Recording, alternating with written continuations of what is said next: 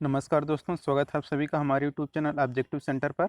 इस वीडियो में हम लोग पढ़ेंगे प्रीवियस ईयर के क्वेश्चन के बारे में पढ़ेंगे, जो कि आपका ऑर्डिनेंस फैक्ट्री, रेलवे, फिर डीएमआरसी और सब इसरो, गेल भेल सेल जो भी हैं उन सब के क्वेश्चन रहेंगे। ये सभी ट्रेड वालों के लिए है, तो देख लीजिए। पहला क्वेश्चन है कि मशीन पर कार्य करते समय हमें क्या नहीं पहनना चाहिए। तो देखिए, आंखों की सुरक्षा के लिए हमें चश्मे पहनना चाहिए, तो ये तो हमारा होगा नहीं। जूते पैरों की सुरक्षा के लिए पहनना हमें ज़रूरी होता है, और हाथों की सुरक्षा के लिए सेफ्टी क्लॉथ, ये भी हमें ये बॉडी की सेफ्टी के लिए सेफ्टी क्लॉथ हमें पहनना ज़रूरी है। और हमें ढीले कपड़े नहीं पहनना चाहिए, क्योंकि ढीला कपड़ा है तो ये इधर उधर उड़ता है, तो ये कहीं ना कहीं जाके फंस भी सकता है। इसलिए हमें क्या करना चाहिए कि मशीन पर कार्य करते समय हमें ढीले कपड़े नहीं पहनना चाहिए। तो यहाँ पे हमारा डी आंसर करेक्ट हो जाएगा। ये हमारा इंडियन ऑर्डिनेंस फैक्ट्री में आया हुआ क्वेश्चन है। दूसरे क्वेश्चन का आंसर आप लोग कमेंट बॉक्स में बताएं। निम्न में से किस प्रकार के हैमर का प्रयोग हम लोग रिवेट की संख्या को फैलाकर हेड का आकार बनाने के लिए करते हैं?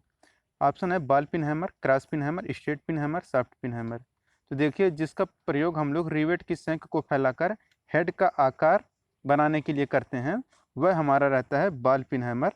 तो यहाँ पे हमारा ए आंसर करेक्ट हो जाएगा। अगर आप लोगों को हैमर से कोई भी क्वेश्चन अगर दिक्कत आ रहा है, तो यहाँ पे जो आई बटन दिख रहा है, आप यहाँ पे क्लिक करें तो यहाँ पे आपको हैमर से रिलेटेड एक वीडियो मिलेगा। इस वीडियो में आपको रिवेट से फिगर से समझाया जाएगा, सब कुछ है उसमें, फिगर के साथ भी है, और आपको ऑब्जेक्टिव में भी क्वेश्चन मिलेगा।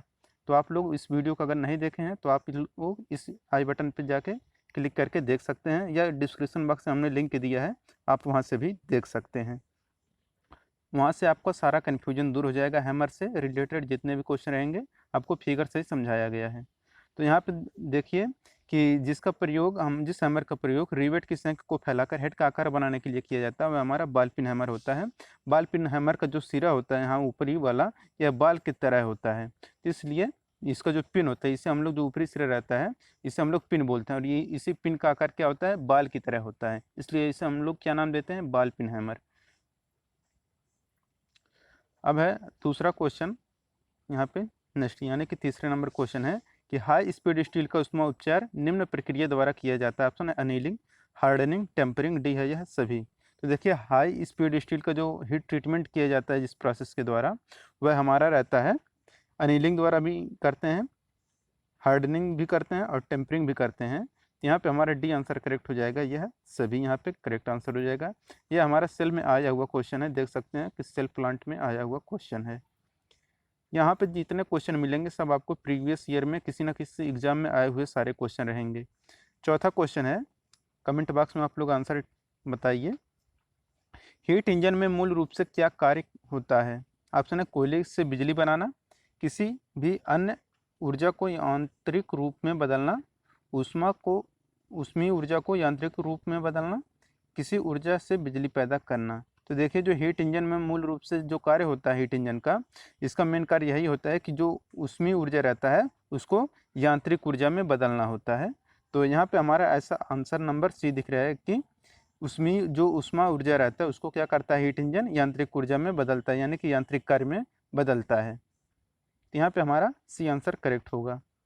ये देखिए, किसी भी अन्य, यहाँ पे देखिए कुछ लोग इस पर बी क्लिक करेंगे, बी टिक करेंगे, जो कि गलत है, क्योंकि यह किसी भी अन्य ऊर्जा को नहीं, यह सिर्फ और सिर्फ उसमें ऊर्जा को ही चेंज करता है, किसमें, मैकेनिकल एनर्जी में या मैकेनिकल वर्क में।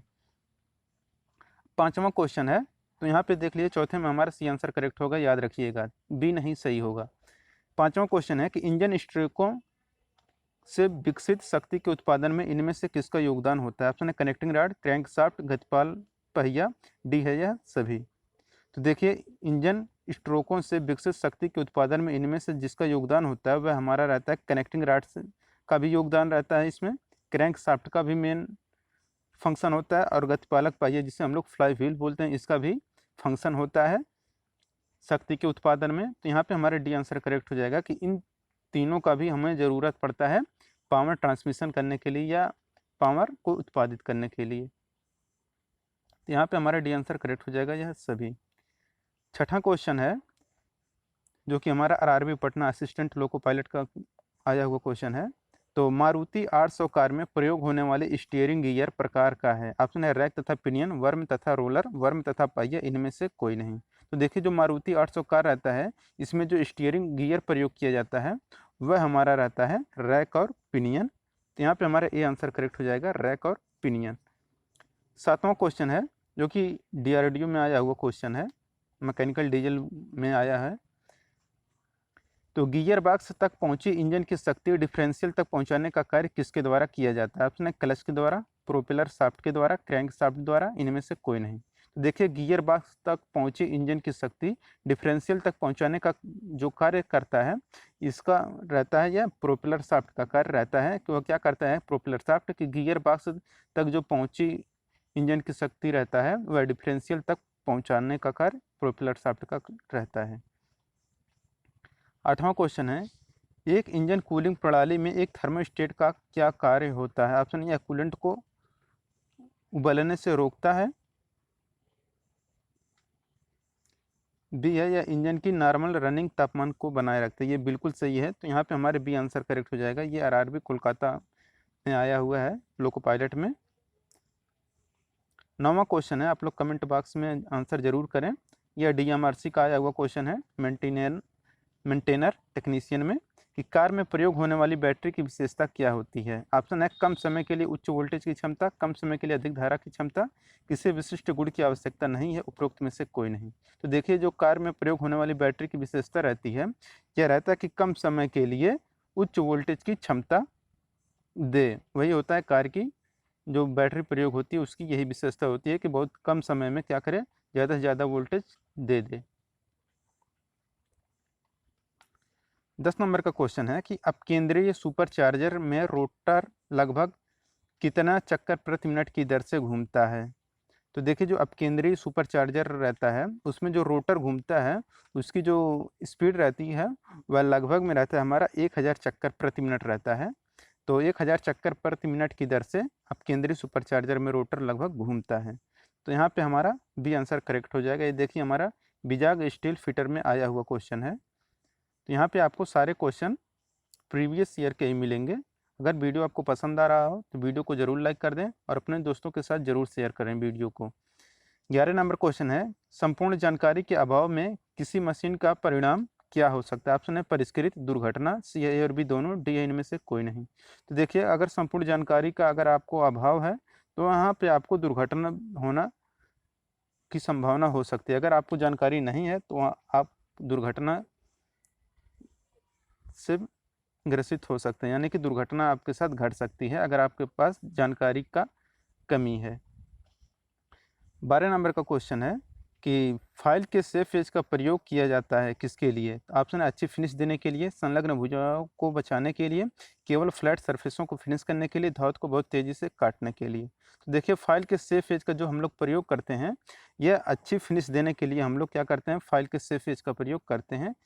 तो यहाँ पे हमारा ए आंसर करेक्ट हो जाएगा कि फाइल के सेफ एज का प्रयोग हम लोग अच्छी फिनिश देने के लिए करते हैं।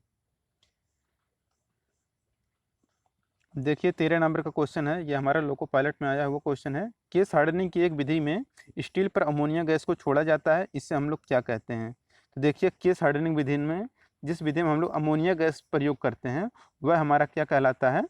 नाइट्राइडिंग। नाइट्राइडिंग में हम लोग क्या करते हैं कि अमोनिया गैस का प्रयोग करते हैं। यहाँ पे कुछ लोग डी आंसर क्लिक करेंगे कि अमोनाइजिंग होगा, जो कि गलत है। अमोनाइजिंग हमारा कोई प्रोसेस नहीं होता है, क्योंकि केस हार्डनिंग में साइनाइडिंग प्रोसेस होता है, नाइट्राइडिंग, कार्बोराइजिंग ये सब होता है, लेकिन हमारा अमोनाइजिंग नहीं होता है। तो यहाँ पे आप लोग याद रखिएगा कि यहाँ पे हमारे बी आंसर ही करेक्ट होगा। नाइट्राइडिंग प्रोसेस में हमारा अमोनिया गैस प्रयोग किया जाता है। 14 नंबर क्वेश्चन है कि सिंगल डैक तथा डबल डैक प्रकार है बस के, स्कूटर के, वैन के, मोपेड के। तो देखिए जो सिंगल डैक और डबल डैक जो होता है ये हमारा जो है बस का प्रकार होता है। यहाँ पे हमारा ए आंसर करेक्ट होगा कि सिंगल डैक तथा डबल डैक का प्रकार बस के हैं। ये हमारे चेन्नई लोको पायलट में आया हुआ क्वेश्चन था। 15 नंबर का क्वेश्चन है कि निम्न में से किस प्रकार के इंजन में अधिकतम लंबी शाफ्ट होती है? ऑप्शन है opposed engine, radial engine, inline engine, we engine. तो देखिए जिस प्रकार के इंजन में अधिकतम लंबी शाफ्ट होती है, मतलब जिस इंजन की शाफ्ट सबसे ज़्यादा लंबी होती है, वह इंजन हमारा रहता है इनलाइन इंजन। यहाँ पे हमारा सी आंसर करेक्ट हो जाएगा इनलाइन इंजन। इनलाइन इंजन की क्या होती है, शाफ्ट ज़्यादा लंबी होती है। डीआरडीओ मोटर मैकेनिक में आया वो क्वेश्चन था वो। अब देखिए यहाँ पे 16 नंबर का क्वेश्चन है कि angle between steering axis and the vertical axis of the wheel is called. चक्र के स्टीयरिंग कक्ष तथा ऊर्ध्व कक्ष के बीच के एंगल को हम लोग क्या कहते हैं। यह हमारे इसरो में आया हुआ क्वेश्चन है। ऑप्शन है caster, steering angle, toe in, toe out. तो देखिए चक्र के स्टीयरिंग कक्ष तथा ऊर्ध्व कक्ष के बीच के एंगल को हम लोग बोलते हैं कैस्टर बोलते हैं। यहाँ पे हमारा ए आंसर करेक्ट होगा, कैस्टर। 17 नंबर क्वेश्चन है रियर एक्सल को ड्राइव प्राप्त होती है। ऑप्शन है गियर बॉक्स द्वारा, इंजन द्वारा, डिफरेंशियल द्वारा, इनमें से कोई नहीं। तो देखिए जो रियर एक्सल से जो ड्राइव प्राप्त होता है, यह जिसके द्वारा प्राप्त होता है वह हमारा रहता है डिफरेंशियल द्वारा। रियर एक्सल को डिफरेंशियल द्वारा ड्राइव प्राप्त होता है। तो यहाँ पे हमारा सी आंसर करेक्ट हो जाएगा। ये हमारा लोको पायलट में आया हुआ क्वेश्चन है। डीआरडीओ मोटर मैकेनिक में आया हुआ क्वेश्चन है 18 नंबर का। आप लोग कमेंट बॉक्स में आंसर जरूर बताएं इसका करेक्ट आंसर क्या होगा। क्वेश्चन है कि इंजन के किस भाग में लुब्रिकेशन किया जाता है। ऑप्शन है piston, Gajan pin, piston ring, D है यह सभी। देखिए इंजन के जिस भाग में हम लोग लुब्रिकेशन करते हैं वह हमारा पिस्टन भी होता है, गजन पिन भी होता है और पिस्टन रिंग भी होता है। तो यहाँ पे हमारा करेक्ट आंसर हो जाएगा ऑप्शन नंबर डी कि पिस्टन, गजन पिन और पिस्टन रिंग, इन सब में क्या होता है कि हम लोग लुब्रिकेशन करते हैं। यहाँ पर भी वहाँ पे दो पार्ट आपस में मिलते हैं और वहाँ पे घर्षण होने की संभावना रहती है, या फिर वहाँ पे जहाँ पे हीट जनरेट होता है वहाँ पे हम लोग लुब्रिकेशन यूज जरूर करते हैं। यहाँ पे हमारा डी आंसर करेक्ट होगा। 19 नंबर का क्वेश्चन है कि लेड एसिड बैटरी का मुख्य उद्देश्य विद्युत ऊर्जा को किस रूप में स्टोर करना होता है। ऑप्शन है गतिज ऊर्जा, स्थितिज ऊर्जा, रासायनिक ऊर्जा, यांत्रिक ऊर्जा। तो देखिए हमारे जितने भी बैटरी होते हैं इसमें क्या करते हैं कि ये विद्युत ऊर्जा को रासायनिक ऊर्जा में क्या करते हैं, स्टोर करते हैं। तो यहाँ पे आपका सी आंसर करेक्ट हो जाएगा कि लेड एसिड बैटरी का मेन उद्देश्य होता है कि विद्युत ऊर्जा को रासायनिक ऊर्जा में स्टोर करना। और जब फिर हमें इससे काम लेना रहता है तो हम लोग क्या करते हैं कि जो रासायनिक ऊर्जा ये स्टोर किया रहता है ये फिर विद्युत ऊर्जा में कन्वर्ट कर देता है। तो ये हमारा सी आंसर यहाँ पे करेक्ट होगा। 20 नंबर क्वेश्चन है कि इंजन का कंप्रेशन लीकेज रोकने के लिए कौन सी रिंग फिट की जाती है। Option oil ring, compression ring, small ring, perforated ring. देखिए ये भी हमारा एलपी में आया हुआ क्वेश्चन है एंट्रेंस एग्जाम में, वहाँ पे जो होता है पेपर बोर्ड का आरआरबी का, उसमें आया हुआ क्वेश्चन है। तो इंजन का जो कंप्रेशन लीकेज रोकने के लिए हम लोग जो रिंग फिट की जाती है तो वो फिट रहता है हमारा कंप्रेशन रिंग। तो इंजन का कंप्रेशन लीकेज रोकने के लिए हम लोग कंप्रेशन रिंग को फिट करते हैं। तो यहाँ पे हमारा बी आंसर करेक्ट हो जाएगा। 21 नंबर क्वेश्चन है किस एयर बैग चालक के घुटनों और टांगों को बचाता है। ऑप्शन है फ्रंट, साइड, नी, डी है यह सभी।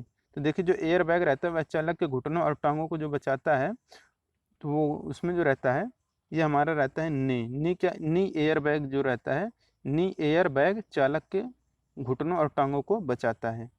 यहाँ पे हमारा सी आंसर करेक्ट हो जाएगा। अब 22 नंबर का क्वेश्चन है कि ग्राइंडिंग व्हील की ड्रेसिंग और ट्रूइंग क्या है। ऑप्शन है बिल्कुल एक समान ऑपरेशन है, एक ही साज सामान से की जाती है, केवल कोर्स ग्राइंडिंग व्हीलों के लिए की जाती है, केवल फार्म ग्राइंडिंग व्हीलों के लिए की जाती है। देखिए ग्राइंडिंग व्हील की ड्रेसिंग और ट्रूइंग जो की जाती है यह एक ही साज सामान से की जाती है, मतलब सेम तरह से की जाती है ड्रेसिंग और ट्रूइंग। यहाँ पे हमारा बी आंसर करेक्ट होगा। 23 नंबर क्वेश्चन है कि स्टील के अपर क्रिटिकल टेम्परेचर से लगभग 40 डिग्री सेल्सियस अधिक गर्म करके कमरे के ताप पर स्थिर हवा में ठंडा करने वाली विधि को हम लोग क्या कहते हैं। तो इसे हम लोग बोलते हैं नॉर्मलाइजिंग। तो यहाँ पे हमारा सी आंसर करेक्ट हो जाएगा नॉर्मलाइजिंग। 24 नंबर क्वेश्चन है कि किसी डीजल इंजन का सिलेंडर ब्लॉक बना होता है, किससे बना होता है। ऑप्शन कांसे का, कास्ट आयरन का, स्टील का, एल्युमिनियम का। तो देखिए जो डीजल इंजन का जो सिलेंडर ब्लॉक रहता है यह बनाया जाता है कास्ट आयरन का, यानी कि ढलवा लोहे का बनाया जाता है। तो यहाँ पे हमारा बी आंसर करेक्ट हो जाएगा।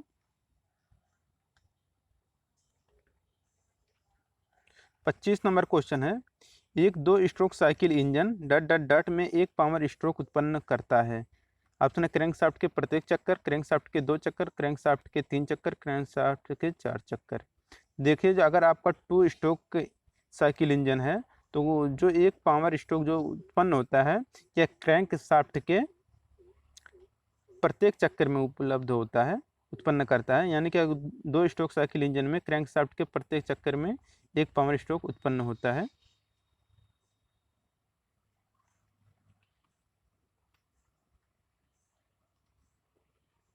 छब्बीस नंबर क्वेश्चन है, लीफ स्प्रिंग का निर्माण निम्न में से होता है। ऑप्शन इस्पात के तार, इस्पात की छड़, इस्पात की स्ट्रिप, इस्पात की फोर्जिंग। तो देखिए जो लीफ स्प्रिंग का जो निर्माण होता है, यह निर्माण होता है इस्पात, निम्न होता है इस्पात की पट्टी रहती है वो। तो लीफ स्प्रिंग क्या होता है, जो पुराना टाली होता था, आप लोग देखेंगे जो पुरानी टाली पहले आती थी उसमें क्या रहता था, कुछ इस तरह से आपका रहता था, फिर ऐसे लेमिनेटेड करके ये पत्ती रहता था। इसी के नीचे फिर आपका पहिया लगा होता था यहाँ पे, फिर ऐसे पहिया लगा होता था, इसी के उपसाफ्ट रहता था इस पे। फिर यही हमारा रहता है लीफ स्प्रिंग, यानी कि पत्तीदार स्प्रिंग इसे बोलते हैं। तो यहाँ पे हमारा सी आंसर करेक्ट हो जाएगा, इस्पात की पट्टी रहती है। 27 नंबर क्वेश्चन है, इनमें इंटेक प्रणाली का अवयव कौन है। ऑप्शन है इंटेक मैनिफोल्ड, एयर क्लीनर, सी ए और बी दोनों, डी है इनमें से कोई नहीं। तो इंटेक प्रणाली का जो हमारा अवयव है ये हमारा रहता है इंटेक मैनिफोल्ड भी रहता है और एयर क्लीनर भी रहता है। यहाँ पे हमारा सी आंसर करेक्ट हो जाएगा, ए और बी दोनों कथन यहाँ पे सही हैं। 28 नंबर क्वेश्चन है,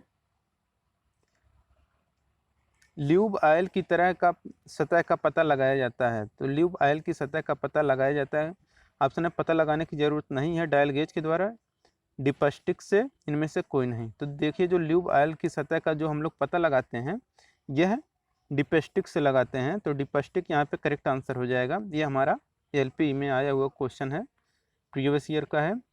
29 नंबर का भी क्वेश्चन है, आरआरबी बंगला और असिस्टेंट लोको पायलट में आया वो क्वेश्चन कि निकिल आयरन सेल होता है, कैसा सेल होता है। ऑप्शन है गीला सेकेंडरी सेल, शुष्क प्राथमिक सेल, गीला प्राथमिक सेल, शुष्क द्वितीयक सेल। तो देखिए जो निकिल आयरन सेल होता है ये हमारा होता है गीला सेकेंडरी सेल होता है। तो यहाँ पे हमारा ये आंसर करेक्ट हो जाएगा कि निकिल आयरन सेल गीला सेकेंडरी सेल होता है। 30 नंबर क्वेश्चन है कि तापमान सेंसर का प्रयोग निम्न में से किसके तापमान को ज्ञात करने के लिए किया जाता है। ऑप्शन है इंटेक टेम्परेचर, चार्ज वायु टेम्परेचर, शीतल टेम्परेचर, इनमें से सभी। तो देखिए जो तापमान सेंसर का प्रयोग हम लोग करते हैं जिसका तापमान मापने के लिए, वह रहता है हमारा इंटेक टेम्परेचर भी रहता है और चार्ज वायु का टेम्परेचर भी नापने के लिए और शीतक का भी टेम्परेचर मापने के लिए हम लोग तापमान सेंसर का प्रयोग करते हैं। यहाँ पे हमारा डी आंसर करेक्ट हो जाएगा, इनमें से सभी। 31 नंबर का क्वेश्चन आप लोग कमेंट बॉक्स में ज़रूर बताएं कि जब एक पॉइंट जिस पर 1 न्यूटन फोर्स लगाई गई ये 1 मीटर की दूरी तक मूव करता है यानी कि चलता है, तब किया गया कार्य किसके बराबर होता है। ऑप्शन है पास्कल, बार, जूल, डाइन। तो देखिए ये हमारा होता है कि जब एक पॉइंट जिस पर 1 न्यूटन फोर्स लगाई गई हो और वह 1 मीटर की दूरी तक चलता है तो वह कार्य क्या होता है हमारा 1 जूल के बराबर होता है।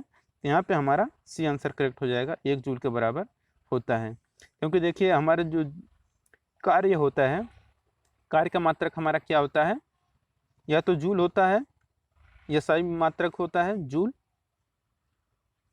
जूल होता है, या फिर सीजीएस मात्रक इसका होता है, डाइन होता है।